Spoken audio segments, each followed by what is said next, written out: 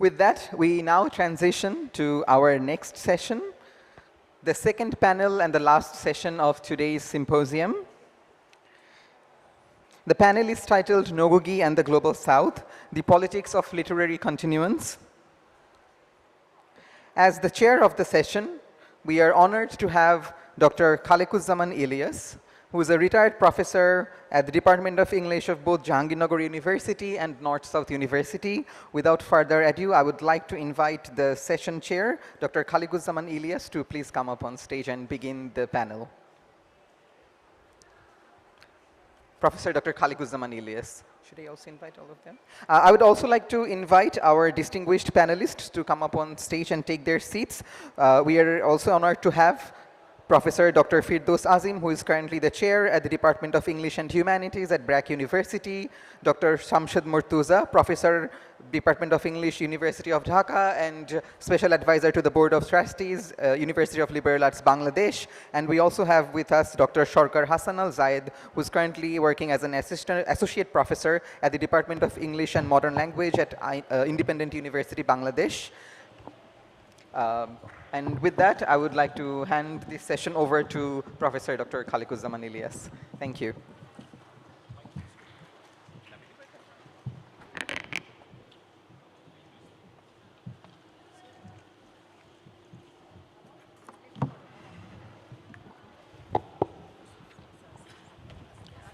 Thank you.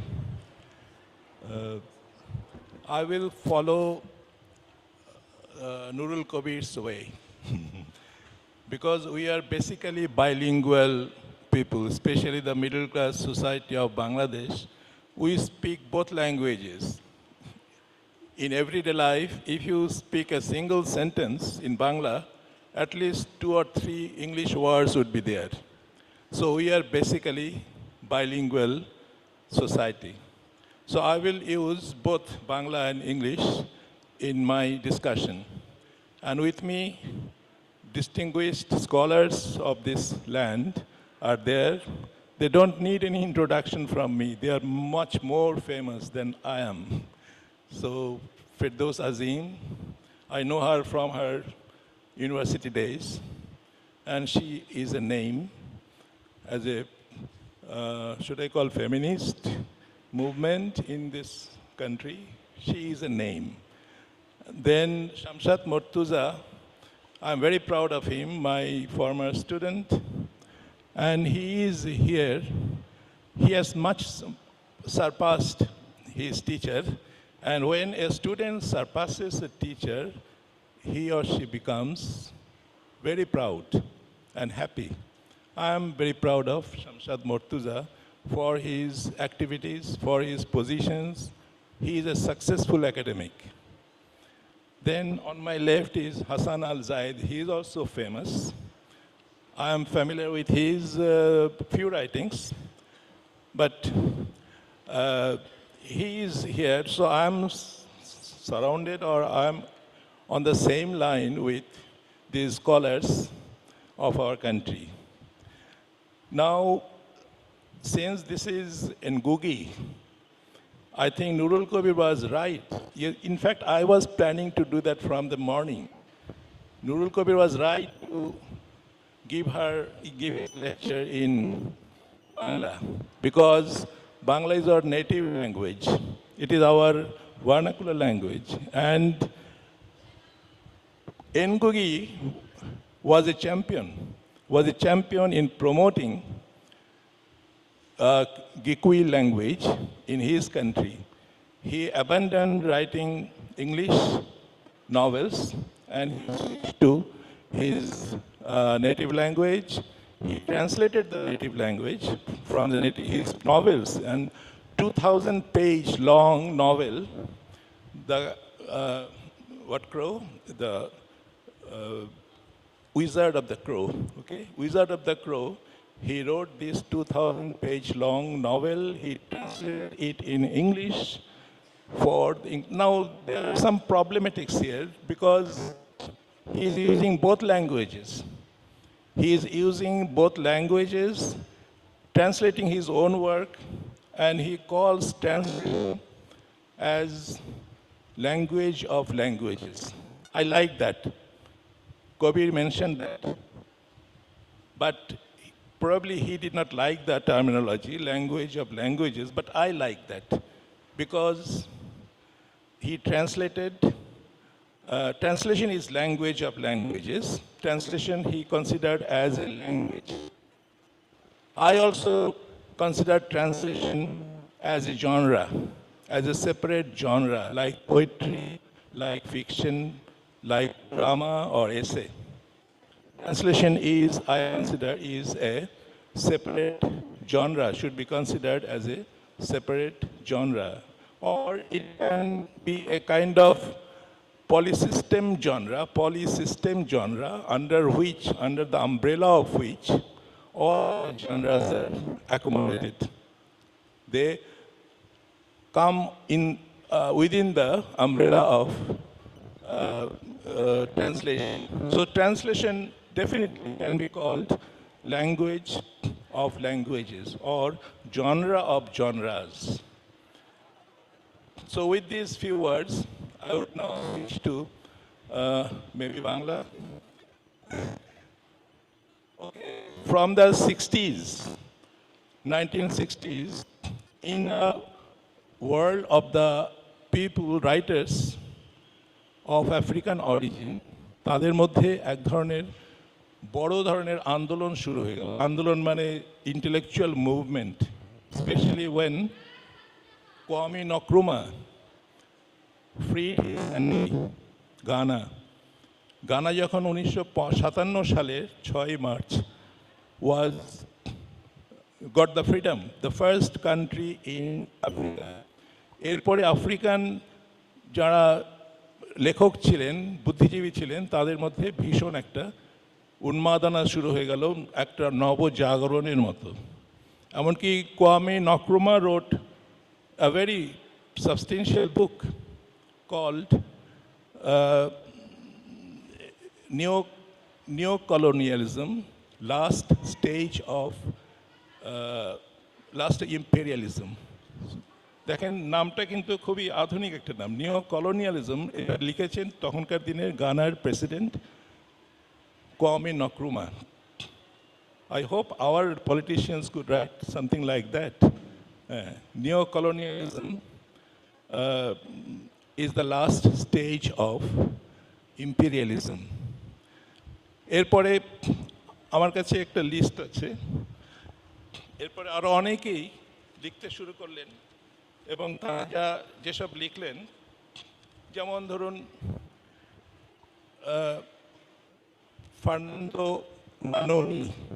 Fernando Manoni of Madagascar. He also wrote about the colonized and the colonizer. That is psychology of colonialism. তারপরে Albert Memmi of Tunisia. He wrote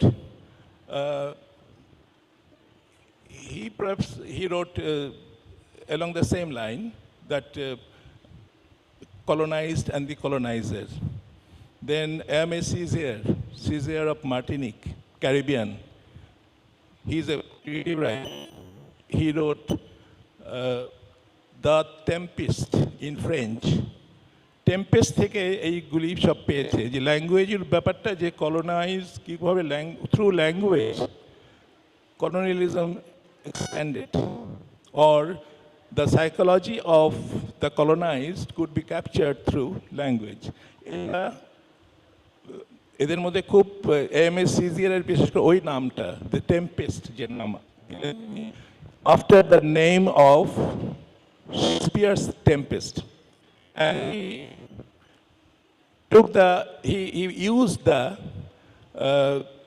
এই যে trio, আমরা Hegelian trio বলতে বুঝি যে dialectics of thesis and synthesis. If you call it Hegelian trio, I would like to call Shakespearean trio the relationship between Prospero, Ariel, and Caliban.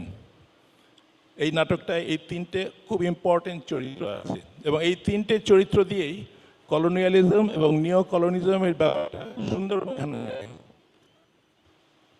যখন প্রসপেরো ওই দ্বীপে যায় অ্যাবাউট 15 years ago। মিরান্ডা তার মেয়ে ছিল 3 বছরের, সেখানে গিয়ে সে দ্বীপটা দখল করে। সেই দ্বীপে তখন একমাত্র বাসিন্দা ছিল ট্যাঞ্জিবল বাসিন্দা, তাকে ধরা ছোঁয়া যায়। Otherwise that island was island of spirits and always musical spirits. Ariel was a musical spirit. আকাশে বাতাসে সবসময় মিউজিক ভাসছে। ক্যালিবান বুঝতে পারে না, ক্যালিবানের কাছে মনে হয় দিজ আর নয়েজেস। তো সেখানে যখন মানে প্রসপেরো প্রথম দিকে শেক্সপিয়ার দেখাচ্ছে না এভাবে যে প্রথম দিকে সে ভালো ব্যবহার করতো ক্যালিবানের সঙ্গে, কিন্তু পরে ক্যালিবান কিছু খারাপ কাজ করে যার ফলে প্রসপেরো গেভ হিম পানিশমেন্টস এবং তার সঙ্গে যাচ্ছে তাই ব্যবহার করতে শুরু করে। এক সময় ক্যালিবানও যেতে যেতে খুব চটে উঠত। ক্যালিবান বলছিল, এটা থেকে এসছে সব ল্যাঙ্গুয়েজের ব্যাপারটা। ক্যালিবান বলছিল যে you taught me your language, but the profit on it is that I can curse you.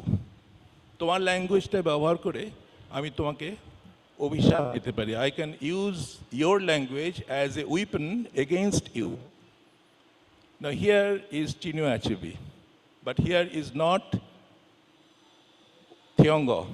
Thiongo কিন্তু এটা না, এটা হচ্ছে চিনুয়া অ্যাচিভে হচ্ছে এই জিনিসটা যে I can use your language in my way in order to punish you or in order to revolt against you. তো এটা হচ্ছে এখান থেকে এই যে জিনিসটা ল্যাঙ্গুয়েজের ব্যাপারটা, এইটাকে ওই আফ্রিকান ক্যারিবিয়ান আফ্রিকান খুব কম আফ্রিকান আমেরিকান এর সঙ্গে অতটা যুক্ত হয়নি, কিন্তু তারা এটাকে ভীষণভাবে নিয়ে ব্যবহার করে they wrote a lot of books. ক্যালিবানের সঙ্গে প্রসপেরোর যে সম্পর্ক, colonized and the colonizer, R Ariel is the middle class bourgeoisie, maybe the national bourgeoisie of today's means তখন colonial এটা ছিল, national bourgeoisie always spied for the colonizer against the colonized, সেরকম একটা middle class. এই জিনিসটা কিন্তু সুন্দরভাবে শেক্সপিয়ারে আছে এবং সেটাকে এই আফ্রিকান রাইটাররা, আফ্রিকান ক্যারিবিয়ান রাইটাররা বিশেষ করে এটাকে ব্যবহার করে তার অনেক কিছু লিখলেন। হেসিয়ান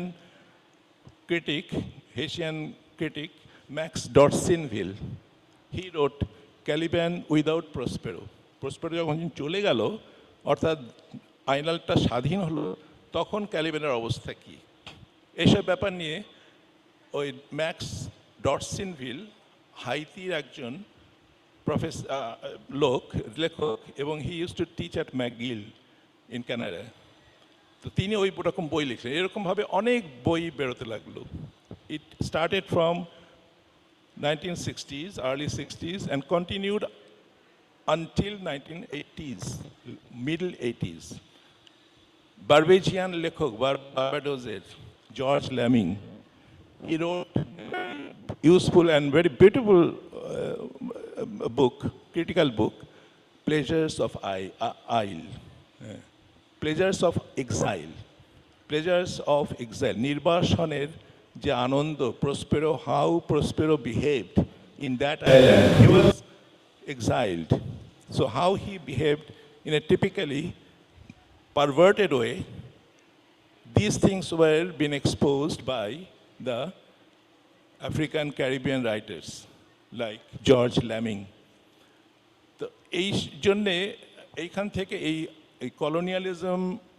colonial studies জিনিসটা কিন্তু এখান থেকেই শুরু হয়। এবং সেই জন্য আমি বলছি যে Ngũgĩ is not like that, who wanted to use, like Achebe, English as a weapon. He wanted to make his own language, his native language,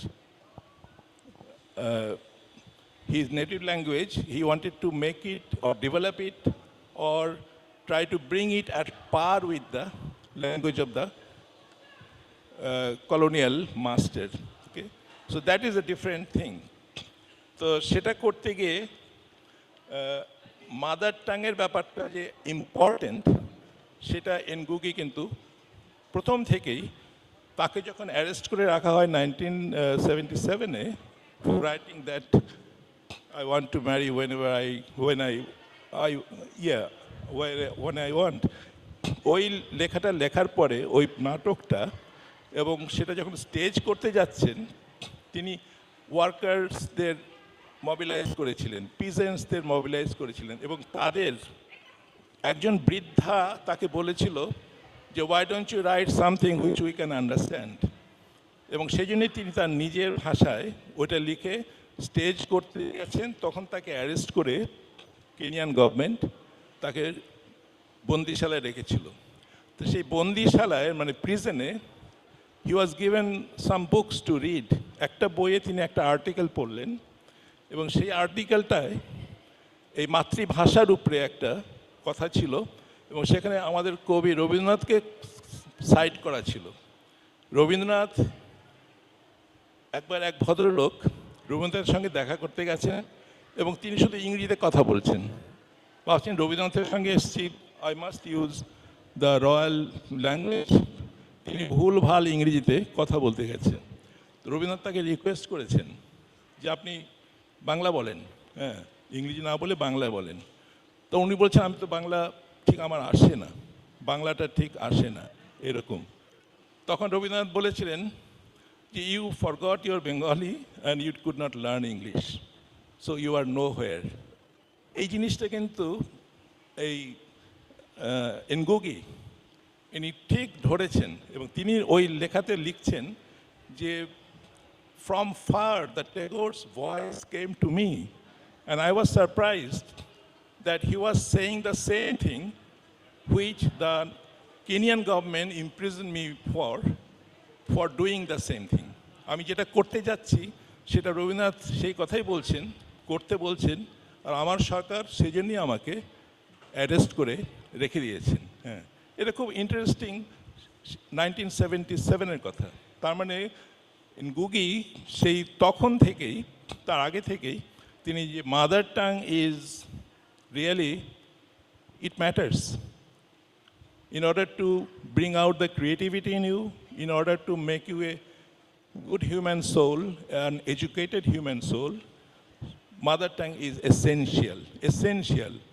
এমন কোনো নেশন দুনিয়ায় দেখাতে পারবেন না যে উইদাউট মাদার টাং যে খুব শক্তিশালী হয়েছে। ইউরোপের কোনো নেশন মাদার টাং ছাড়া, কোনো কলোনিয়াল, ওরা অবশ্য কলোনিয়াল ল্যাঙ্গুয়েজ ব্যবহার করার কথা না, কিন্তু এশিয়াতে চীন এত দূর উঠেছে, চীন কি ইংরেজি শিক্ষার মাধ্যমে উঠেছে?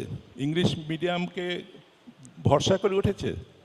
করেনি। কোনো উন্নত নেশনই ওই অন্যর ভাষা শিখে উন্নতি করতে পারে না। Creativity is incited by mother tongue, খুব সহজেই করতে পারে, এবং you become the whole being, your whole being becomes involved in the creativity if you do it thinking in your own language and using it. তো এই জন্য এনগুগিকে আমরা আমি ট্রিবিউট দিতে আমরা এসেছি। তিনি মাত্র 2 মাস হলো মারা গেছেন, এবং তাকে যে আমরা ট্রিবিউটটা দিচ্ছি, হ্যাঁ, এই ট্রিবিউটটা দিতে গেলে আমাদের অবশ্যই মাতৃভাষার প্রতি যে আমাদের দরদ সেটা দেখাতেই হবে। আমি কবিরকে ধন্যবাদ দিই যে সেই জিনিসটা বুঝতে পেরে সে প্রথমেই কিন্তু বাংলায় বক্তৃতা দিয়েছে, হ্যাঁ, এবং বাংলা বক্তৃতা যতটা আমরা বুঝতে পেরেছি, ইংরেজি বক্তৃতা বিকজ অফ দ্য অ্যাকোস্টিক্স হয়তো এতটা বুঝতে পারিনি, হ্যাঁ। তো বাংলায় সেই জন্যে ইনি বলছেন যে মাই ওন ওয়ার্ক, এনগুগি বলছেন, my own work on language and power was in a sense an elaboration of that Tagorean sentiment. একটা বিরাট ট্রিবিউট দিচ্ছেন, he is paying homage to Rabindranath Thakur, যে আমার যত কাজ আছে ল্যাঙ্গুয়েজ এবং পাওয়ার, ল্যাঙ্গুয়েজ অ্যাজ পাওয়ার, সেটা in a sense an elaboration of that Tagorean sentiment. এই জন্য আমি খুব গর্ববোধ করি যে রবীন্দ্রনাথ ঠাকুর সুদূর সেই কেনিয়ার একজনকে জেলখানায় বসে ছিলেন, তাকে দূর থেকে প্রভাবিত করতে পেরেছিলেন, এবং হি ইজ অ্যাকনলেজিং দ্যাট। এখন এখানে প্রশ্ন আসতে পারে যে এনগুগি, আমি জানি না, আসফার হয়তো বলতে পারবেন যে উনি কি কোনো ক্রিটিক্যাল রাইটিং গিকুই ভাষায় লিখেছেন কিনা আই এম নট শিওর। হ্যাঁ, কিন্তু তার ফিকশন তিনি লিখেছেন। এখন ফিকশনকে ক্রিটিক্যাল মানে ফিকশনকে লিখতে গেলে you need a language of emotion, আর ক্রিটিক্যাল রাইটিং লিখতে গেলে you need a language of intellect. এটা রাজা রাও তার কান্তাপুরা বইতে লিখেছেন যে you need language of emotion to write fiction and language of intellect to write critical essays. So I'm not sure whether he could write critical essays in Gikwi, but he wrote in his novels in Gikwi. এখানে একবার এসেছিলেন আইজাজ আহমেদ, সেই জিনিস তিনি যখন এসেছিলেন লেখক শিবিরের একটা অনুষ্ঠানে, তা আমরা তাকে সম্বর্ধনা দিয়েছিলাম কোনো একটা টিকাটুলির কোনো একটা হোটেলে। হ্যাঁ, তা আসফার তাকে ইন্ট্রোডিউস করিয়ে দিয়েছিলেন, হ্যাঁ, আইজাজ আহমেদকে।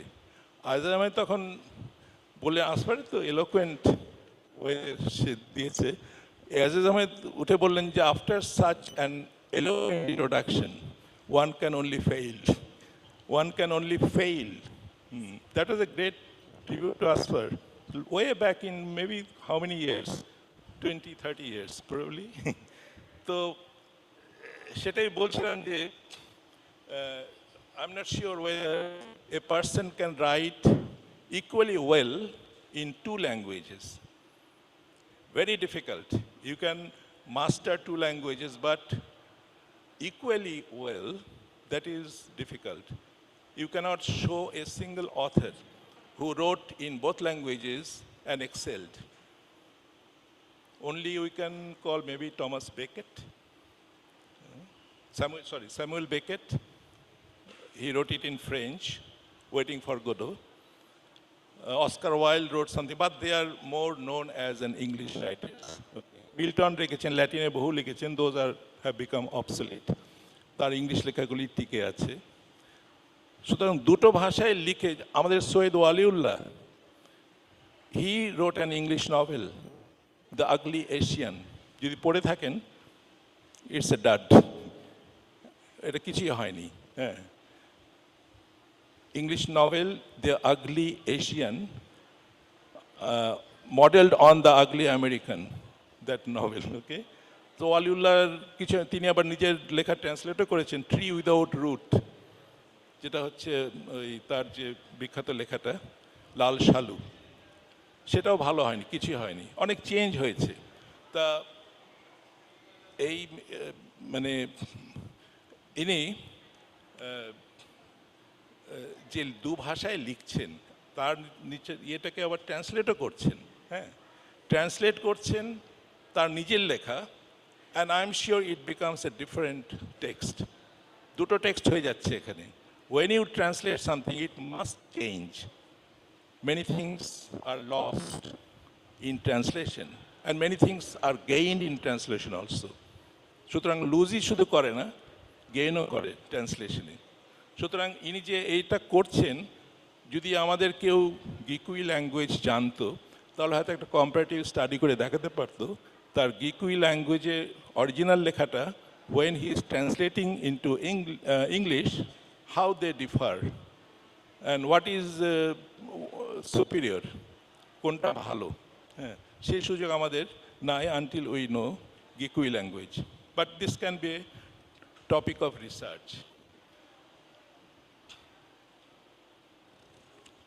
তারপরে আরেকটা কথা বলতে চাই, ট্রান্সলেশন সম্পর্কে তার যে ধারণাটা সেটা আমি বললামও যে it's actually he is saying that translation is self language of language. Self কথাটা তিনি বলছেন, কিন্তু it's a self language of languages. সেটা we can accept that. This is a self-language of languages in which all other activities of literary activities can take place. একটা ব্যাপার আমি একটু দ্বিমত করব এনগুগির সঙ্গে। তিনি বলছেন যে ট্রান্সলেশন রিজেক্টস হায়ারার্কি। হায়ারার্কি তার ট্রান্সলেশনে নাকি থাকে না, কিন্তু there are instances in which we can see that it depends on the translator. Fitzgerald যখন রুবায়েত অনুবাদ করলেন ওমর খৈয়ামের, তখন তিনি কিন্তু ভাবছিলেন যে English is a superior language and he is doing a favour to Omar Khayyam, the Persian, great Persian poet. And Persian as a language, I think it was much superior and rich than English. Kintu as a colonial power, he thought that he is doing a favor to this subject people's language, Persian, and he's by translating it. So hierarchy ta language e thake. English is a very rich language, no doubt about that. ইংরেজি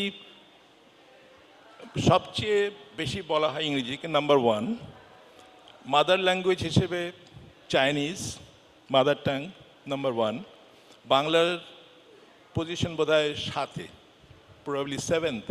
Bangla speaking people are there 35 crores, not much, 35-38 crores এরকম বাংলা বলে। কিন্তু বাংলার পজিশনটা world সিনারিওতে বেশ নিচে। I don't know why, because we have Rabindranath Tagore, only person whose Gitanjali was translated into more than 10 languages.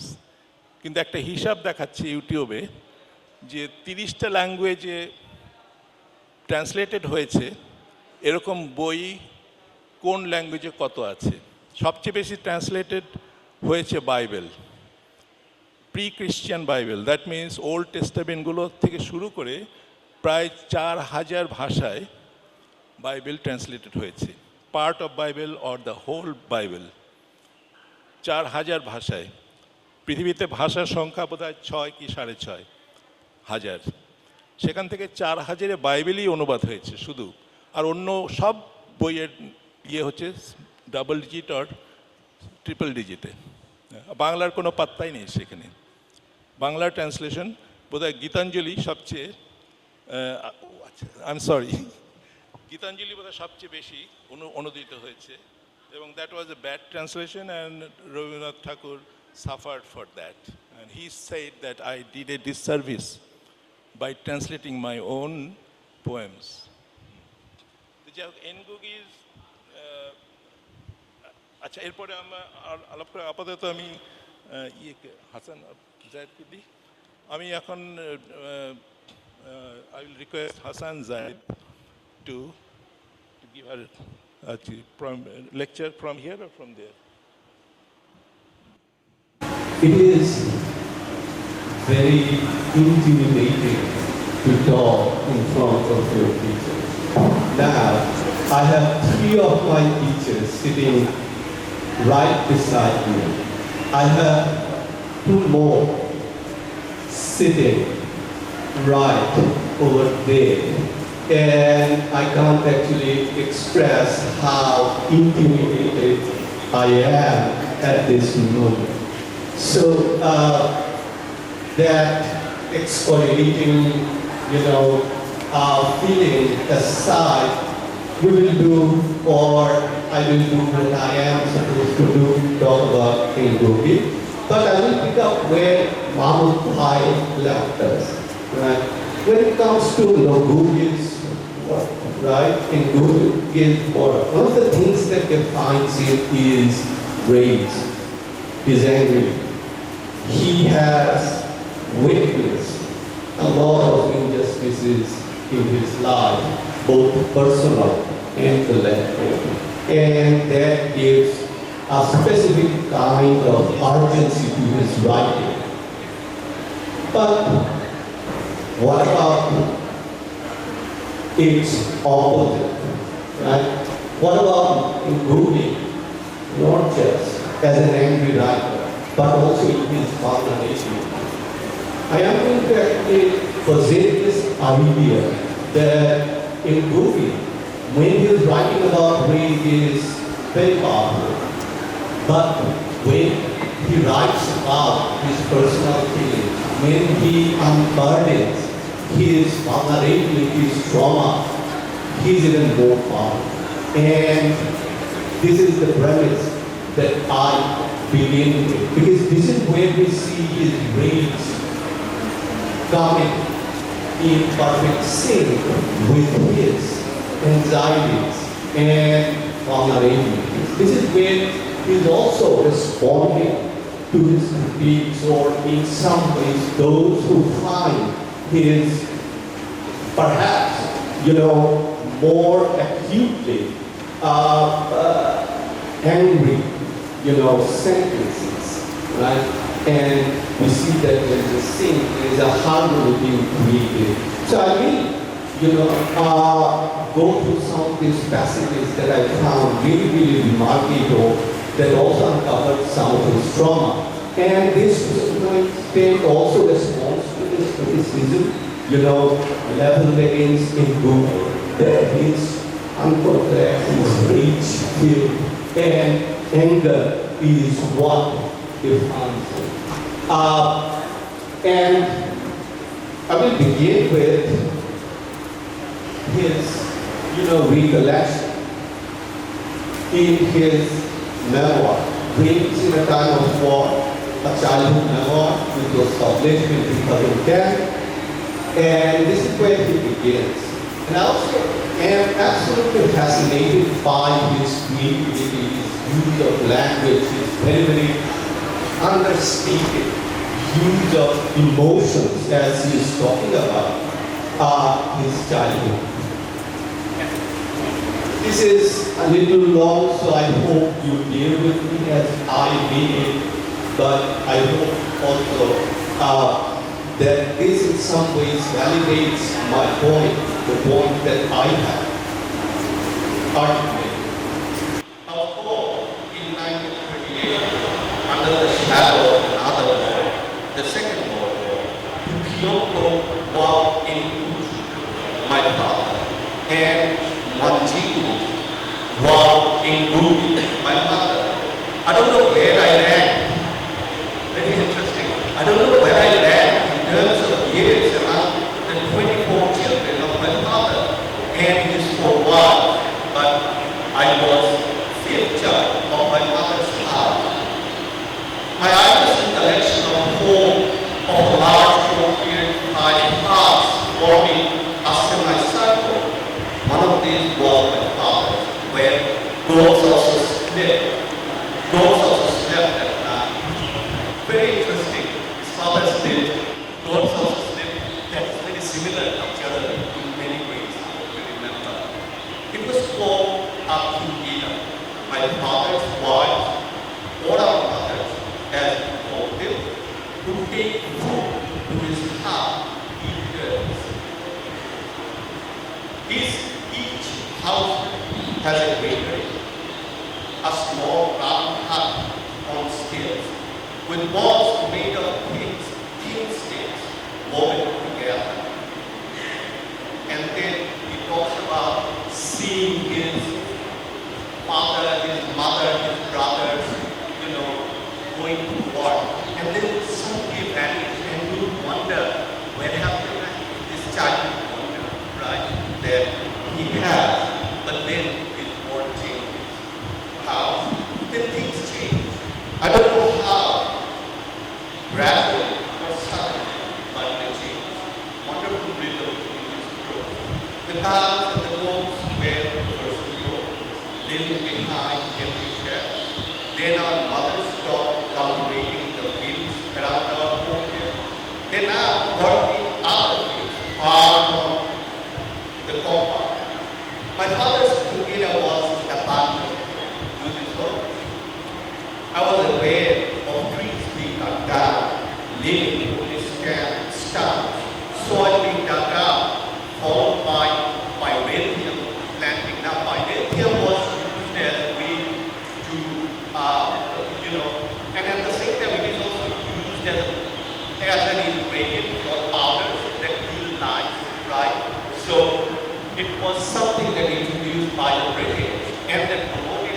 gradually encroaching on the landscape.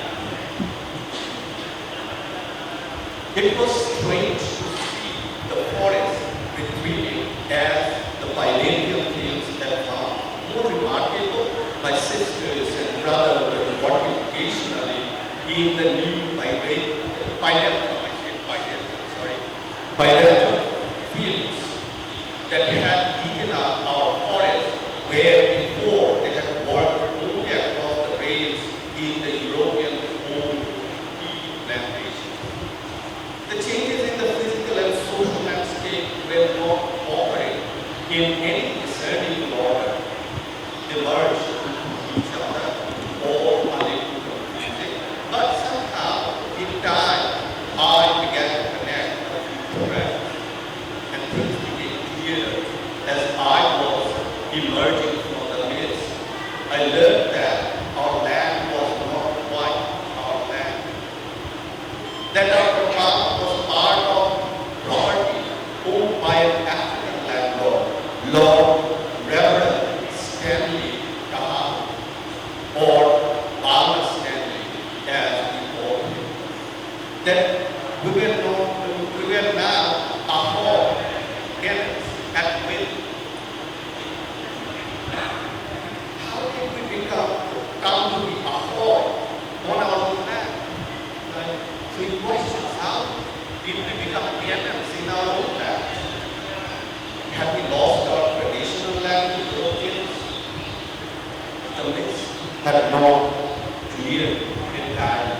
And this is how we died, with utter simplicity, but there is this urgency, there is this poetic beauty, his growth as he is unburdening his trauma. But we understand his childhood trauma to some extent, but through this, that he loses his hope, that, his community is gone, the animals are gone, everything that he was familiar with are gone.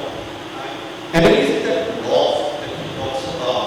It is this loss that he unburdens in poetic prose that we need to actually pay attention as we measure his anger. But we also have to ask, what is it that he has borne witness to? When he was probably 13 or 14, the Bough rebellion takes place. And one of the defining things about Bough rebellion was this, that it used mutilation as a strategy for people's hands, legs were chopped off, right?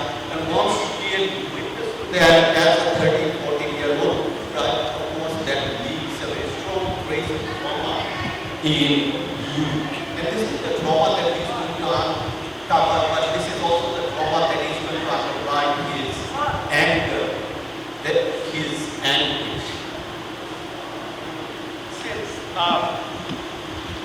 don't have much time, I'm going to look into several other aspects more, but they're shorter.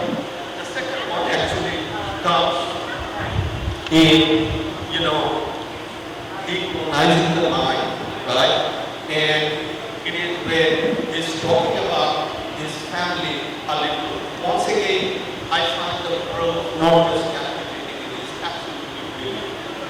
In its utter simplicity, but in its ability to convey what it wants to convey. I was born into a large peasant family. Father, 4 wives, about 28 children. I also belong, as we did on those days, to a wider extended family and to the community as a whole.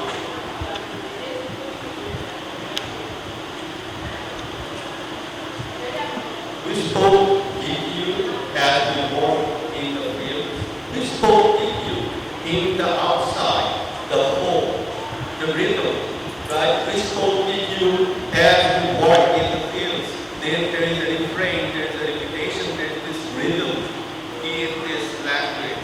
We spoke with you in and outside the home. I can really recall those evenings of storytellings around the fireside. And then I went to school, a colonial school, and this harmony was broken. The language of my education was no longer the language of my culture. One of the most humiliating experiences was to be taught speaking GQ in the vicinity of the school was punishing, right? So one of the most humiliating experiences was to be taught speaking GQ in the vicinity of the school. You speak your mother language, and that becomes a crime. But simultaneously, the laws of his language, underwriting his trauma and his anger, he is supposed to be angry because, he cannot even speak his language in his own country, right? And finally, to move to this last example that I have here, which appears in Literature and Society, writers, a chapter in Writers in Politics essay, which was published right in the same year that Recolonizing the Mind was published. And this is the last example that I will do here. And this is about his son, very interesting.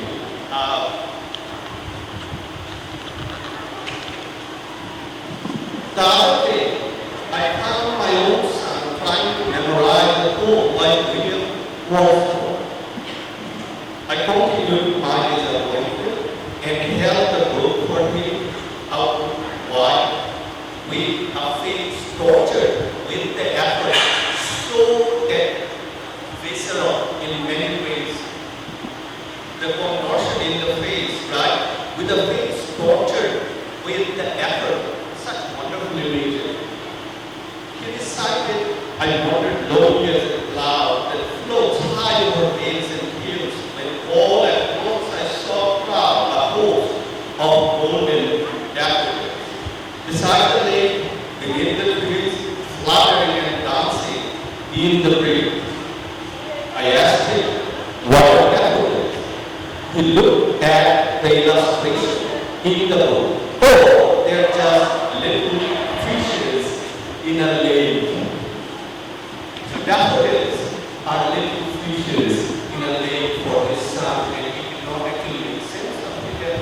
He understands that for someone who's learning another language, right, many of these words do not make immediate sense, right?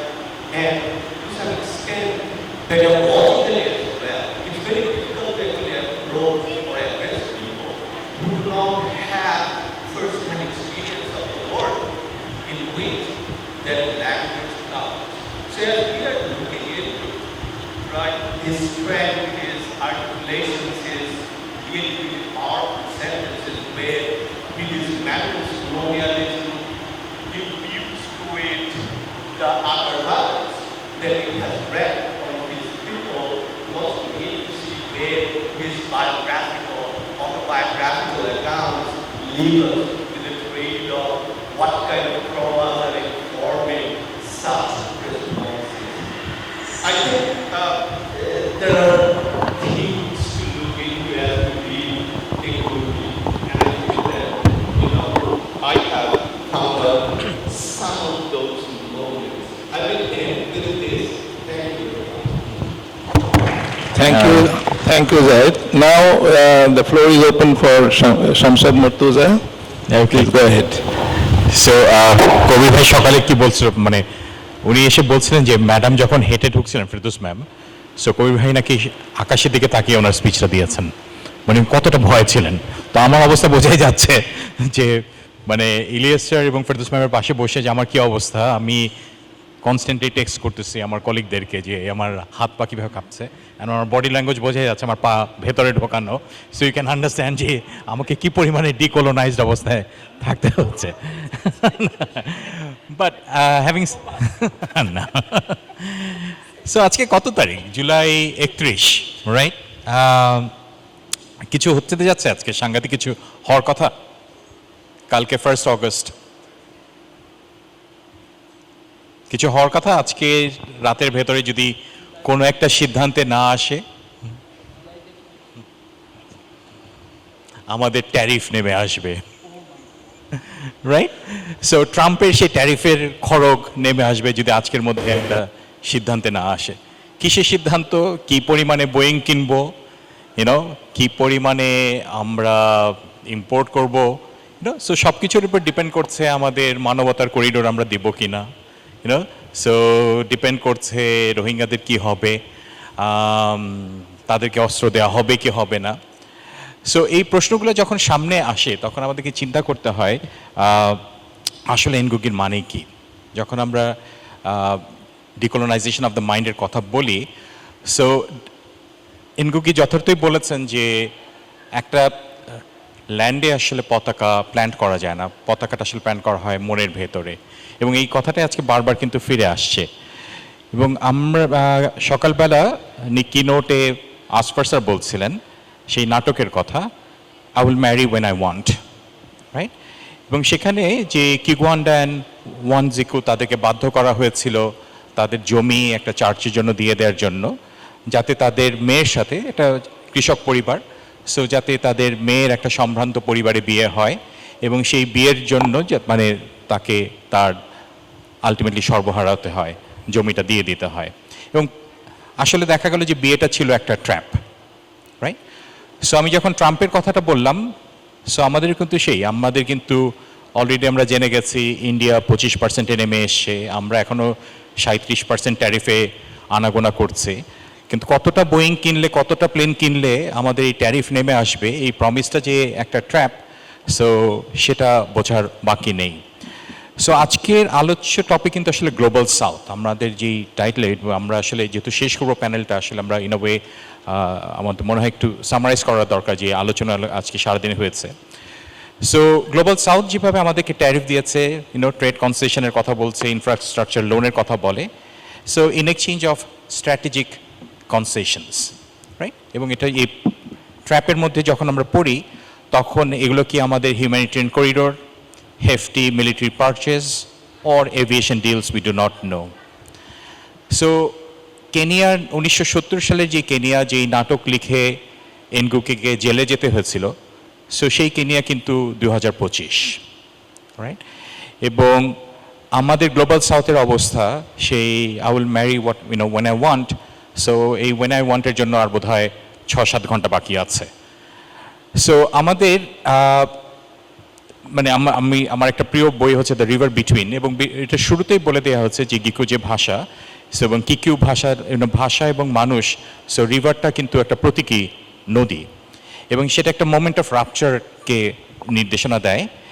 এবং এখানকার যে protagonist, so ওয়াইয়াকাই, so সে কী করে যে tradition এবং মডার্নিটিকে, so শিক্ষার মাধ্যমে, এডুকেশনের মাধ্যমে একটা ব্রিজ করার চেষ্টা করে, কিন্তু আলটিমেটলি তার রিয়েলাইজেশন হয় যে আমাদের কলোনিয়াল যেই ফ্র্যাকচারটা, এটা এতই গভীর যেটা সহজে এটার উপরে ব্রিজ তৈরি করা সম্ভব না। সো ঠিক এই কথাটাই আজকে সকালে টিনাদি এবং নুরুল কবির ভাই বলছিলেন। সো ওনারা যখন বলেছিলেন যে উর্দু ভাষার কথা, যখন কবির ভাই বলছিলেন যে উর্দুটা কেন আমরা বর্জন করেছিলাম, সেই গ্রহণ বর্জনের পেছনে কেন সাধারণ মানুষের কিন্তু এটা একটা নার্ভে ধাক্কা দিয়েছে। সেই নার্ভটা কোথায়? সেই নার্ভটা হচ্ছে সেখানেই যেখানে বলা হচ্ছে যে উর্দুতে আমি যদি দলিল সইটা করি, বিসিএস পরীক্ষা বা সিএসপি পরীক্ষা যদি আমাকে উর্দুতে দিতে হয়, সো সেই জায়গাটা, ভাষাটা শুধু ভাষা না, ভাষার একটা রাজনীতি ছিল, এবং সেটা আসফার স্যার যথার্থই বলেছেন সকালে। সো এই ল্যান্ড লেবার অ্যান্ড ল্যাঙ্গুয়েজ যেই ডায়নামিক্সের কথা কিনোটে বারবার এসে, সো সেই জিনিসটাই কিন্তু আমাদের আজকের আলোচনায় বারবার ফেরত যেতে হবে। এবং এটা যদি অর্গ্যানিক্যালি না আসে, সো এই জুলাইয়ে বসে আমাদেরকে যেই আন্দোলনের কথা বলা হয়েছে, সো এটা অর্গ্যানিক্যালি কখন হয়েছে? সো যখন আমরা বুঝতে পেরেছি যে আমি বাজারে যে মাছের কাটা কিনি, পুরো মাছ কেনার ক্ষমতা আমার নাই, আরেকজনের কাজের লোক 400 কোটি টাকা নিয়ে চলে যায়, সো তখন এটা কিন্তু আমার নার্ভের ধাক্কা দেয়। এবং তখন সেই প্রোটেস্টটা এবং যেই অ্যাঙ্গারের কথা জায়েদ বলছিল, এটা অর্গ্যানিক্যালি ভেতর থেকে আসে, এবং ভেতরের উপলব্ধির জন্যই আজকের এই আয়োজন। সো ইনফ্যাক্ট যখন আমি জানলাম যে আসফার স্যার আসবেন এবং ঠিক সেই সময় আমরা এনগুগির এই খবরটা পেয়েছি, তখনই আমরা ঠিক করেছি যে এনগুগিকে নিয়ে আজকে আমাদের আয়োজন করতে হবে, এবং কাকতালীয়ভাবে এটা এই জুলাই মাসেই হয়েছে, রাইট। সরি আমার একটা ফোন এসেছিল। So my wife knows when to poke her nose. Okay. All right. So, where am I? আচ্ছা, একটু সেকেন্ড। সো তারপরে যে আমরা যে যখন এই রিভার বিটুইনে কি দেখলাম, যেটা বললাম যে শিক্ষার কথা বললাম, তারপরে যখন পেটালস অফ ব্লাডে আমরা যাই, তখন পেটালস অফ ব্লাডে আমরা দেখি যে ইন্ডিপেন্ডেন্সের পরে কি করে বিট্রেয়াল হয়, কি করে আমাদেরকে চরম হতাশার ভেতরে যেতে হয়, এবং সেই হতাশার ভেতরেই কিন্তু আমরা এই এক বছরের 1 year on যখন জুলাই সেলিব্রেট করছি, সো একই জিনিস আমরা দেখছি। সো ডেভিড অ্যান্ড গোলায়াথের গল্প আমরা সবাই জানি। এখন ডেভিড গোলায়াথ হয়ে গেছে, গোলায়াথ ডেভিড হয়ে গেছে, রাইট? সো ভিক্টিমাইজার হয়ে গেছে, ভিক্টিমাইজার ভিক্টিম হয়ে গেছে। এই কথাটা আসলে আমার না, কথাটা হচ্ছে জন স্নোর, রাইট? সো ডেইলি শোতে সো এই ইসরায়েল প্যালেস্টাইন রেফারেন্স দিয়ে এটা বলছিল যে যখন হলোকস্ট মেমোরি দিয়ে এতদিন ধরে একদল ভিকটিম নিজেরাই ভিক্টিমাইজার হয়ে যায়, তখন আমরা তাদের সাথে কি করে নেগোশিয়েট করব। সো সেই পেটালস অফ ব্লাডের ইলমর্গ সো যেখানে গ্রাম থেকে খরায় পড়ে সবাই শহরে এসছে, নাইরোবিতে এসছে, এবং নাইরোবি থেকে ফিরে যেয়ে দেখে সব জমি দখল হয়ে গেছে, রাইট? সো এই ভূমিহারা এগেন ঘুরে ফিরে সেই ল্যান্ডের কথা যেটা আসফার স্যার বলছিলেন। সো জমি দখল হয়ে যাওয়া, এবং এই পদ্মার চরের লোকগুলো যখন দেখে ডেভেলপমেন্ট প্রজেক্টের নামে, পদ্মা ব্রিজের নামে, মেট্রো রেলের নামে তাদেরকে সরিয়ে ফেলা হয়েছে, ইন্ডাস্ট্রিয়াল পার্ক হচ্ছে, মেগা প্রজেক্ট হচ্ছে, তখন আমরা আবার এনগুগির কাছে ফেরত যাই। So independence alone does not guarantee liberation. In fact, the betrayal often deepens in the years after the flag is raised. So যেই পতাকার কথা দিয়ে আমরা শুরু করেছিলাম, সো এটা আসলে আরও ভেতরে প্রথিত হয়। আরেকটা টেক্সটে যদি আমরা ফেরত যাই, সেটা হচ্ছে ডেভিল অন দ্য ক্রস, যেখানে একটা গ্রটেস্ক একটা ডেভিলস ফিস্টের মতো প্রায়, যেখানে সো এলিট ক্লাস তারা সো খোলা বলে যাচ্ছে যে কি করে তারা অন্যদেরকে ঠকিয়েছে। এবং এগেন সো আমাকে নতুন করে আপনাদের মনে করিয়ে দিতে হবে না, আমরা যে পরিমাণ সো কোটি কোটি টাকার গল্প শুনছি, কার পিএসের কাছে কত কোটি টাকা আছে। সো এই অ্যাবসার্ড যে স্যাটায়ারের কথা আমরা দেখি ডেভিল অন দ্য ক্রসে, সো সেটা কিন্তু এই গ্লোবাল সাউথে আজকে বিদ্যমান। যেমন কালকে সকালে আপনারা সবাই দেখেছেন এই খবরটা, মেট্রো রেল যেটা আগের আমলে এত কিছু দুর্নীতি পরে 1600 কোটি টাকা ছিল পার কিলোমিটার, এবার সেটা হয়েছে 3000 কোটি টাকা। সো যেই মেট্রো রেল টার্কিতে, ইন্ডিয়াতে 600 থেকে 700 কোটি টাকা, সো বাংলাদেশে 2025-এ এটা 3000 কোটি টাকা পার কিলোমিটার, যেটা আগের আমলে ছিল 1600 কোটি টাকা, রাইট? সো এগেন এনগুগির কাছে আমাদের কেন ফেরত যাচ্ছে? এই যে গ্রটেস্ক যে স্যাটায়ার, এই স্যাটায়ারে আমরা একটা আয়নার দিকে তাকাই, এবং এই আয়নায় সো মানে আমাদেরকে নিজেদেরকে আর চেনা যাচ্ছে না। বাট এই আয়না যখন দেখি, তখন আয়নার আবার দুটো দিক আছে, বিপরীত যে দিক আছে, একটা হচ্ছে মুভিং দ্য সেন্টার। আমরা যদি তার এই টেক্সটে আসি, এবং এনগুগি খুব জোর দিয়ে বলছেন, the centre will only move when you move it. So কেন্দ্রকে যদি আমরা না সরাই, কেন্দ্র কখনো সরবে না। এবং ইউল্যাবে আমরা এই কাজটা একটু করার চেষ্টা করছি, এবং কায়সার স্যারের নেতৃত্বে আসলে এটা করা হচ্ছে। কারণ একটা আমাদের যে কালচারাল অথরিটি যেটা গ্লোবাল নর্থ নিয়ে বসে আছে, সো এই জায়গা থেকে আমরা কি করে বের হয়ে আসবো, সো কালচারাল নর্থের যে সেন্টার, সেগুলো শুধু London, Paris, new York, so সেটাই কি হবে, নাকি নাইরোবি, ঢাকা, সাও পাওলো এগুলো হতে পারে। সো কায়সার স্যারের নেতৃত্বে যে কথাটা বললাম, ফর এক্সাম্পল আমরা রাটলেজ থেকে একটা হ্যান্ডবুক করছি অফ বাংলাদেশ স্টাডিজ, কারণ এটার handbook of Bangladeshi literature and culture. এটা করার মূল উদ্দেশ্য হচ্ছে, যখন আমরা করি, ইভেন ব্যান্ডামও আছেন, বিভিন্ন কমনওয়েলথের ট্রান্সলেশন সেন্টার আছেন, ইলিয়াসের ট্রান্সলেশন করছেন, কিন্তু দেখা যায় যে আমরা ট্রান্সলেশন করলে ইন্ডিয়ান পাবলিশার কিন্তু পাবলিশ করে না। হ্যাঁ, ইন্ডিয়ান অনেক অখাদ্য পাবলিকেশনও হার্পার কলিন্স থেকে, রূপার থেকে বের হচ্ছে, কিন্তু আমাদের পাবলিশাররা, ট্রান্সলেটাররা সেই স্পেসটা পাচ্ছে না। সো যতক্ষণ না পর্যন্ত আমাদের এই অ্যাক্সেসটা তৈরি হয় এবং নিজেদের একটা ক্রিটিক্যাল ম্যাস তৈরি না হয়, যাতে একটা সো সিম্বলিক ক্যাপিটালটা তৈরি না হয়, আমরা কিন্তু এই গ্লোবাল নর্থের সাথে নেগোশিয়েট করতে পারবো না। এবং সেটা করার জন্য সবচেয়ে জরুরি হচ্ছে যে গ্লোবাল সাউথের উইদিন গ্লোবাল সাউথ আমাদের একটা সাউথ টু সাউথ কোলাবোরেশন দরকার, নিজেদের ভেতরে একটা সো কথা। এবং সেটা শুরু হতে পারে এই আজকের মতো কনফারেন্স দিয়ে, সো যেখানে IUB, north south, BRAC, Dhaka university একসাথে বসে আছে, জাহাঙ্গীরনগর একসাথে বসে আছে, এবং আমরা যদি এই প্ল্যাটফর্মটা তৈরি করি, নিজেদের মধ্যে ইংলিশ স্টাডিজের মধ্যে এই যোগাযোগটা শুরু করি, সো তখনই আমরা কেন্দ্রটাকে সরাতে পারবো। এবং সেটাই হওয়া উচিত ইংলিশ স্টাডিজ। এখন আর কিন্তু আমরা ইংলিশ ডিপার্টমেন্ট বলি না, এখন ইংলিশ স্টাডিজ বলি। এখন আমাদের অনেক ইন্টারডিসিপ্লিনারি হওয়ার সময় হয়ে গেছে এবং সেই জন্য এই জায়গাটা আমাদের মানে অসম্ভব জোর দেওয়া দরকার। এবং এনগুগি আমাদের কি বলে যে তার জন্য আমাদের চ্যালেঞ্জটা খুব সহজ। সেই চ্যালেঞ্জটা হচ্ছে কি, stop asking permission to tell our own stories.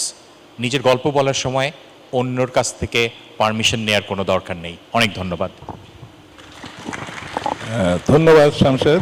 Now Ferdous Azim, professor Ferdous Azim, please. Thank you very much, and thank you to the organizers for inviting me to this panel. So far we've heard a very detailed analysis of Ngũgĩ's own works, and from Shamshad we've heard how we can use these concepts to move the center, to bring it right here in this circle in which we are sitting. But as I walked in this morning, I heard my old student, Nurul Kabir, quoting Macaulay, and I thought, okay, I can go back to 19th century Britain. That is where I want to go back to. Not even 19th century, the late 18th century Britain. So I would like to start, as a student of English literature, to go back to this idea of a revolutionary romanticism. We forget that romanticism as a literary movement was born as a byproduct of the first democratic revolution, the French Revolution, and that Wordsworth's preface to the lyrical ballads actually embodies and states the kinds of words when he says that the language of poetry should be the language really spoken by men, and that it should be the language of humble and rustic folk. So this is a search for literary language, for poetic language. We actually just seem to dismiss it as something against 18th century poetic forms and conventions, but it is more than that. It is a search for community, it is a search for language, it is a search for making connections. So in these seemingly very innocuous statements that all students of literature know, there is a desire that poetry should speak to the people, and a poet would have to be a man speaking to men. But this is where the debate comes in. How do you define this community? How do you define the people, which Wordsworth in his late 18th century, early 19th century milieu called men? How do we define the people?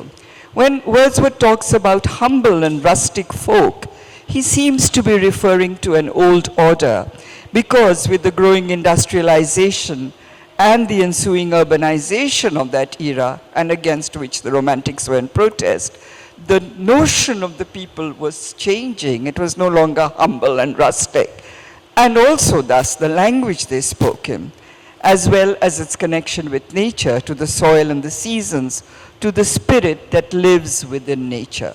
So instead of, the search then at this moment has to go beyond a romantic return to the soil, to nature, but to look at the people and how this transforming of the people and the poetry, the language of poetry that would speak of, to, and for these people. To this, I would like to add a gendered consideration, not really gendered, but a feminist consideration, and that I would cull from Mary Wollstonecraft, who, in her vindication of the rights of woman, thinks that we must eschew all ornamentation in life as well as in writing. Very much like our own Rokia.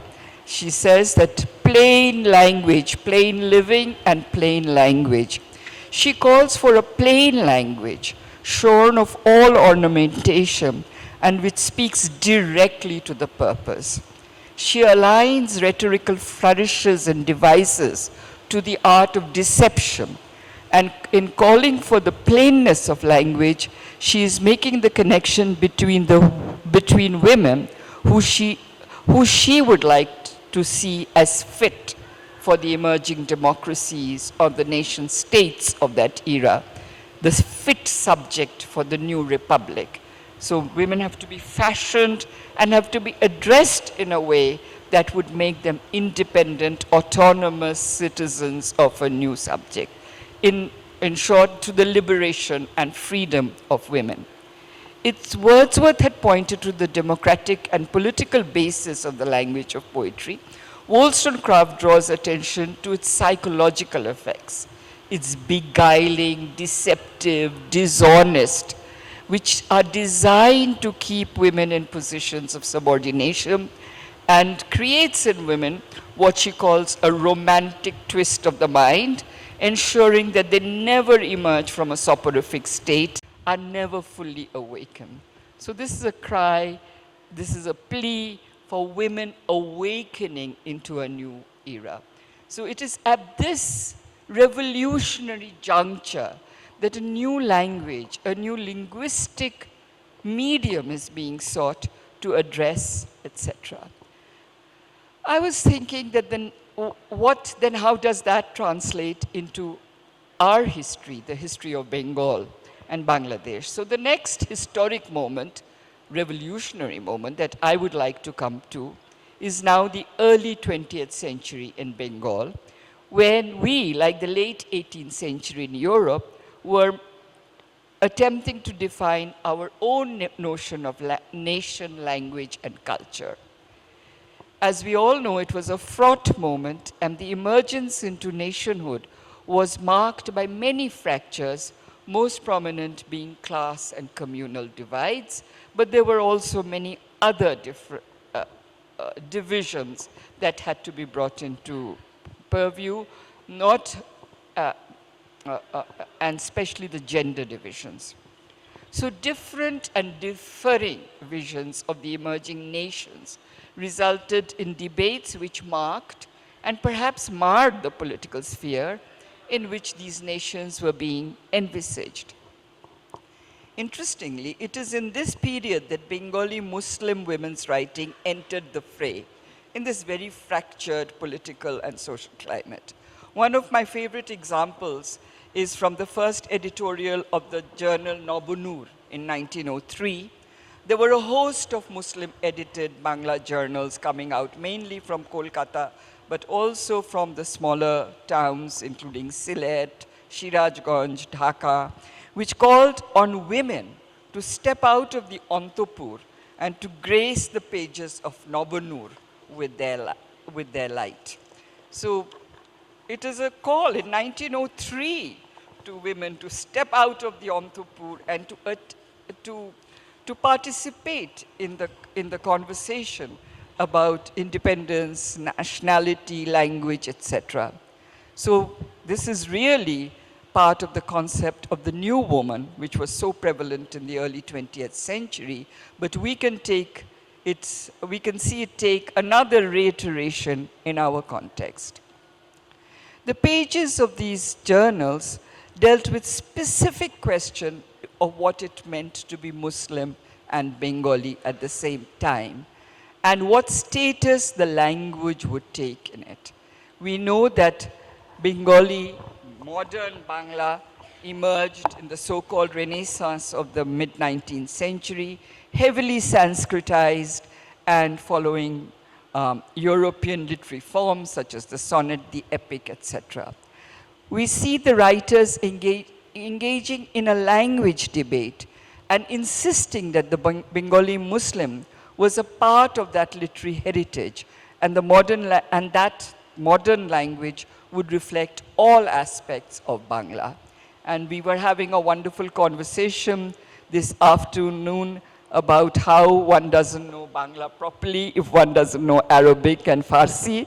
So there are other roots of Bangla that have to be sought, and not only the folk, local roots, but also classical roots of the Bangla language.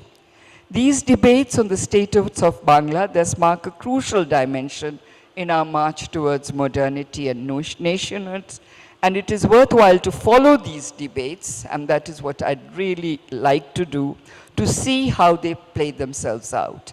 Language and culture take on in Bengal a bifurcated nature when viewed in communal and class terms, and is further fractured into many forms and expressions as we take the many ways in which our mother tongue has been embedded into our history and which historical narrative we choose to narrate, which historical tradition we choose to belong in.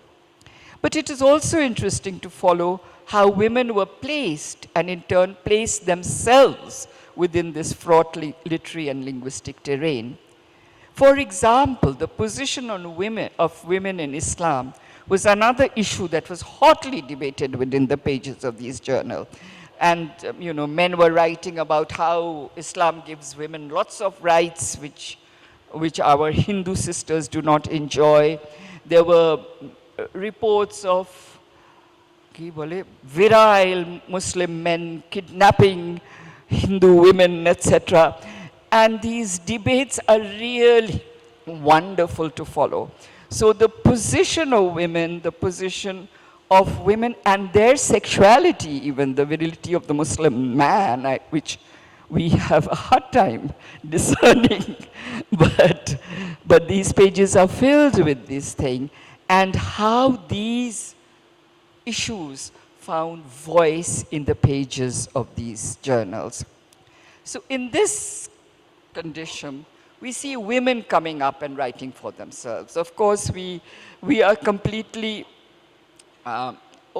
every other female voice is drowned out by the voice of Rokeya Sakhawat Hussain. But her 1905 story, Sultana's Dream, both in Bangla and in English, actually show us another envisaging of the nation. It is a utopian nation where gender roles are completely reversed. So there is an imagination at play. There is an imagination at play which segs into the nationalist discourse in a way that has not been looked at before. But if we look at other women writing, Khairun-Nisa Khatun, for example, writing from Sirajganj in the 1905, 6, 7, she's writing about the problems of running a school for girls in small town Bangladesh. So I think these are the voices we need to look at.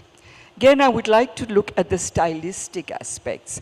There is a big debate about language. What is Bangla? Is a Muslim Bangla? Bangla, is it Dobhashi, or what is it, and all that.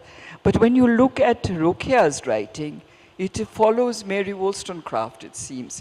Plain, clear, to the point, no ornamentation. The only ornamentation seems to be humor and satire, and an easy explanation of women's situation, etc., etc. So with all this, I was thinking, how do I relate it to Ngũgĩ and the concept of decolonization?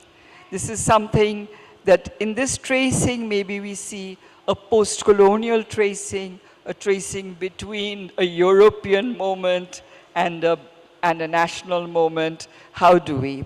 So I will stick to his work, Decolonizing the Mind, which strongly advocates for education in the mother tongue. This call for education goes beyond a nationalist urge, as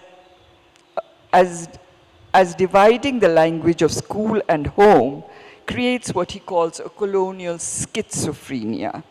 And I would like to also look at this term schizophrenia and to kind of wonder, debate, I would love to have debated to him whether being schizophrenic is a desirable condition and not an undesirable condition.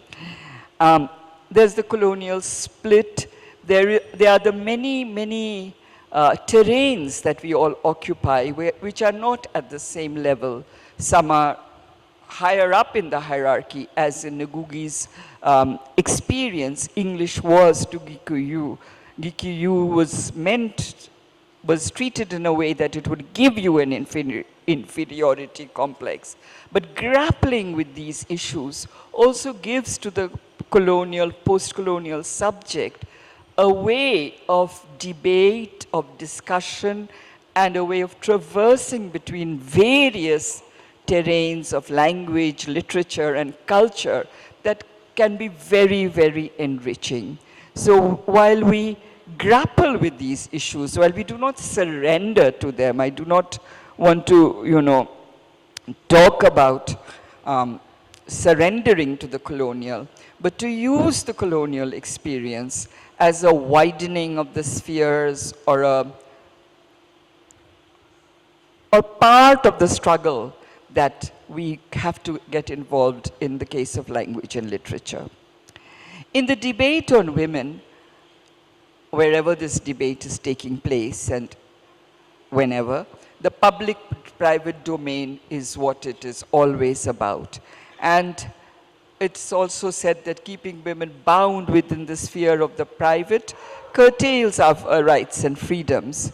So here, when you think of language, in Ngũgĩ's formulation, the child's language is divided into the public and the private. The public being the school, English, and the private being the home, Gikuyu, the public being stories from Robinson Crusoe, etc., etc., and the private being the stories, the orature that he had learnt at home.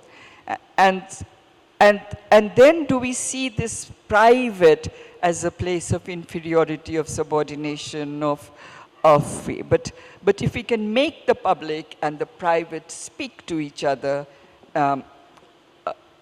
fertilize each other, communicate with each other, perhaps a new form of thinking about the colonial heritage of all of this may arise.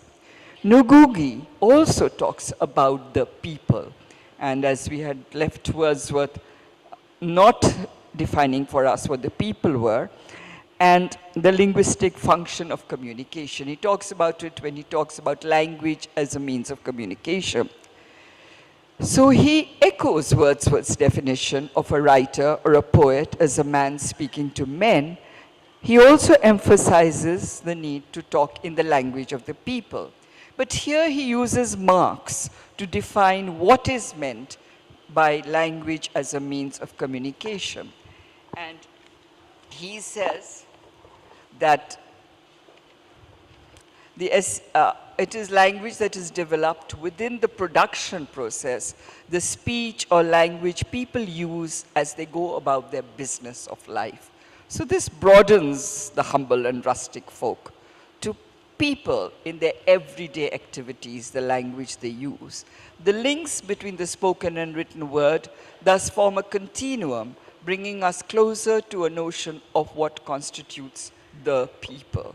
So if we are going to talk about the language of liberation or about the language of protest, amader protibader bhasha, we have to turn to the people and how they communicate as they go along in their daily business. It is very difficult, I've seen, to define who's the people, who's the crowd, who is the mob.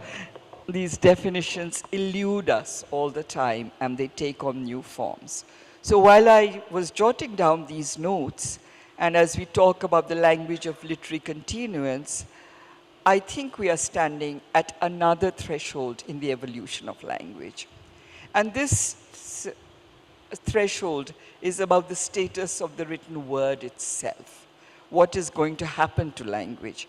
Ngũgĩ had eschewed writing in English for writing in Gikuyu, turning to translation to carry his words and thoughts to the outer as well as the inner world, the inner African world. Today, when translation makes it possible for someone like me to read a Swedish memoir just through Google Translate, I wonder where the language of protest and liberation lies. I can read anything through Google Translate. How far will the written and spoken word go? How will the language of the people be defined in the future as it becomes technocratized, as it becomes, I don't know, we were given a lecture the other day on how we can use AI, and it seems AI will do all our writing for us, will do all our speaking for us. So where will our language be? I don't know. But let me end with a small personal experience. The other night, and I was sharing this with my colleagues, scrolling through my Facebook page, I came across a wonderful medley of songs that marked the July uprising. Beginning with Nazrul's call to march and protest, Kandari, Hushiyar, Kararolo, Kopat, to the rappers' call to Awaj Uda, it ended with Muktiro Mundiro Shophanotale. It was beautiful. It moved me to tears. It was such a wonderful recall, and I can't find that video again. I don't know how. But then it reminded me of the Women's March that we had earlier this year, which had mined the whole array of Bangla protest songs to create a similarly wonderfully inspiring medley that spoke to both men and women, and I hope to other genders that were present there. But despite being moved to tears and even action by these songs of protest, these Protibader Bhasha, the question still remains, it continues to raise its head. Do these words speak to everybody? Who defines the people? And who guides the struggle? Thank you. Thank you, Professor Firdaus Azim. Just one thing, Global South, I think. I think Ngũgĩ has a very, I should say, he has a very telling impression of the globalism and globalization. Globalism he supports. He says that globalism brings people together, different nations together. They can exchange ideas, they can enrich, they can prosper. But globalization is gobbleization, gobbling. That means eating up the resources of the global south. So by doing that, by gobbling the resources of the south, the north, global north is actually taking our resources. And they are giving back the resources in the name of donor. They are donor agencies. But actually, Ngũgĩ says, we are the donors. We give our resources to you, or you take it by force from us, and you give back something, some remnants of it. So we are the real donors, not they. So he had this kind of acumen, this kind of observation of our economic policy and economy of the world. So he is very relevant today for Bangladesh. I think Ngũgĩ, among the African writers, he is the most relevant writer today for our situation. He understood the politics, he understood economics of the so-called third world countries, and he fought against that, fought against all kinds of injustices. And about speaking Bangla here, you may say that this is organized by English department, so why should Bangla be used here? No, he did not like it. He even abolished English departments in Nairobi. There was an English department in the University of Nairobi. He made it sure that this department should go. Instead, he introduced Department of Gikuyu and other African languages. Okay? In that way, he showed his radicalism, his farsightedness, and his progressive ideas. We are really thankful to the organizers of this event, especially the chairman of Department of English here, and all other luminaries are here. They deserve our heartfelt thanks. So with this, I think we should declare the end of this session. Thank you so much. Bye. May I request all our panelists and the session chair to remain on stage, please? I would like to invite our head of the department once again to kindly come forward and present tokens of appreciation to our distinguished panelists and the session chair. First to our panelist, Professor Dr. Shamshad Murtuza, with our distinguished chair of the session, Professor Dr. Khaliquzzaman Elias. Next, we have Professor Dr. Firdaus Azim.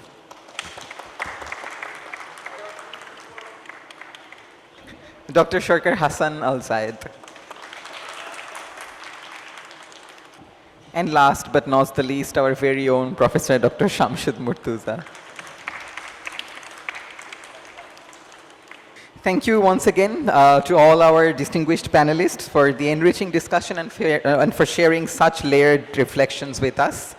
Please take your seats, please. Thank you. I would now like to invite again our head of the department, Ms. Arifa Ghani Rahman, to formally deliver the vote of thanks and declare the session closed. Ms. Arifa Ghani Rahman.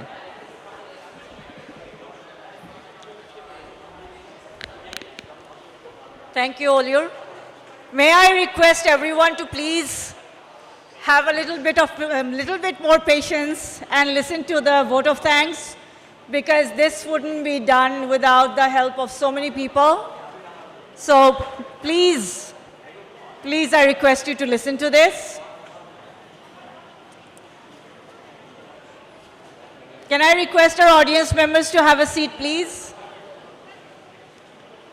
I think our guests and our volunteers and our faculty members deserve some thanks. So what's in a name? A rose by any other name would smell as sweet. So said Shakespeare. And since morning, I say this because I've heard 4 to 5 variations of the name of the author we are commemorating today. We all understand to whom we are referring, but the point is not to merely communicate, but to pay our respects. The least we can do is to try to sound out the name in its proper form, just like we attempt to do the names of Western authors and critics, because that is what Ngũgĩ wa Thiong'o sought to establish.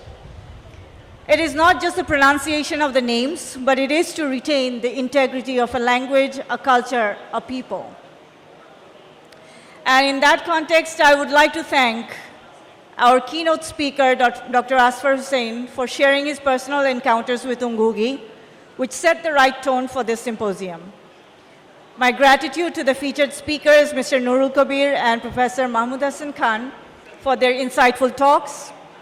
Many thanks to the panelists, Professor Khaliquzzaman Elias, Professor Firdaus Azim, Professor Shamsud Murtuza, Dr. Shaukar Hassan Al-Zayed, Dr. Abdullah Al-Mahmood, Professor Asifa Sultana, Dr. Mohammad Shamsuzzaman, Dr. Rafi Saleh, and the session chairs, Professor Kaisar Haq, who also deserves our gratitude for his constant support as Dean, Professor Asifa Sultana again, and Ms. Tina Nundi. I want to thank all the presenters and the participants who joined us to share their exciting research work and supporting our efforts with their presence. My sincere gratitude to our Vice Chancellor, Professor Imran Rahman, for his constant championing of our department's activities, Professor Jude Hanilo, Pro-Vice Chancellor, and of course, our Treasurer, Professor Milon Kumar Bhattacharjee, and Registrar, Lieutenant Colonel Faisal Islam. To my fantastic colleagues at the Department of English and Humanities, I am truly lost for words. You seem to outdo yourselves every time.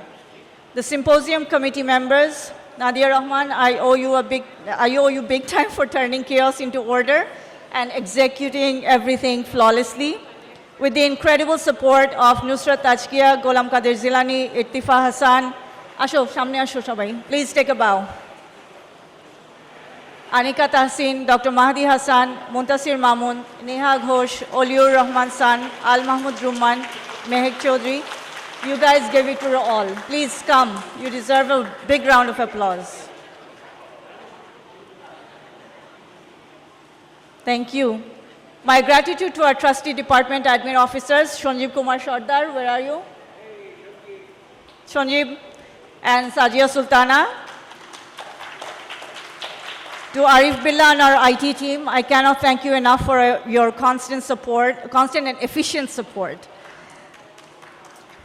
To the communications office, I cannot say enough. Moon, thank you for ensuring the work got done, and Asif Bhai, thank you for ensuring the communication office's full support. For Nazmul Hussain and his admin team's highly efficient support, a huge and heartfelt thanks. Mohammad Ruknuzzaman, thank you for dealing with the money matters. And to the ones I owe the biggest thanks for their tireless efforts and sleepless nights, Rudaiba Mahbub, Nafisa Zaman, and Yusuf Abdullah Toki, Our teaching assistants, please come forward. Are they not here or they're working? And the volunteers. Ayman, Maisha, Bidhan, Sanjida, Sharika, Afia, Tanzim, Raisa Zareen, Nomoshri, Sadia, Talal, Kanis Fatima, Ramisha, Jumur, Mahdi, Tanisha, Sadman, Rizai Rabbi, Farhin, Ononna, Shakire, Mehrin, Jamia, Rubaba, Nuhash, Rahat, Rima, Farin, Aisha, Nabila, and Ratul. I don't know if I missed anyone. If I did, I'm really sorry. Please, another big round of applause for them. And to all our support staff, especially Liton Bhai and to Tul Bhai, who strive to make our lives run smoothly, my heartfelt gratitude. And again, I apologize if I missed anyone, but please know that I am very, very grateful to you. Thank you, everyone. Have a great night, and we look forward to seeing you at all our future events. Thank you. Thank you once again, Ms. Arifa Ghani Rahman. Before we formally close, a quick announcement for all the participants.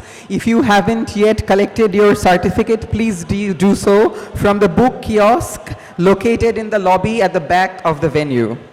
With that, we formally bring to a close our National Symposium, and it has been a wonderful day of rich conversations, critical reflection, and renewed commitments to the politics of language and liberation. Thank you again to our speakers, panelists, moderators, session chairs, organizers, participants for making this event meaningful. We hope to continue these dialogues beyond the symposium as well. Have a wonderful evening, and we'll see you.